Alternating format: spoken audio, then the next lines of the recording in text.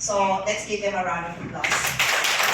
Thank you. It's also our first time actually seeing the place, and para kang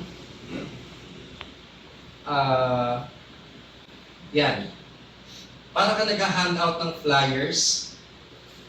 Pag nangangampanya ka, nasa loob ka ng running car. You're just posting a lot of content and walang targeting, walang specific targeting, and sobrang, it's just adding to the noise in social media. Cons, this is personally from my review, medyo bulkier siya, mas malaki from the X3. Sino may mga X3 dito dati? In my statistics, nasa 10,000 na enrollees.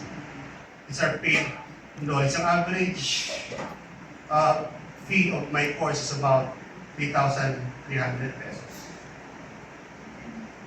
And at the present, and as you all know, YouTube naman and Spotify ang commonly ginagamit na platform for long-form videos. And then sa photo and text naman, sino dito ang juggling with many businesses, tasks, and projects and trying to stay productive? That's the setup. And then my desire is I wanted to be more intentional in focusing on the right tasks. Kasi masyado na ako nai-stress. Paano ko magkakaroon ng system para hindi ako masyadong stress? Natatanggal mo siya. Tapos, tumiligid siya sa mga mental services. Alright? So, kung may mental service ka, isa ka yan. Tumiligid siya. So, ang ginawa ko actually, kasi ngayon ako, nung binili ko to, day 1 pa lang ng launch nito ng Google Cloud. Wala pa rito. So, ito kasi pwedeng idikit sa kotse. Gusto mo content sa kotse. And what have you. So, ginawa ko, bumili ako ng alam mo yung washer?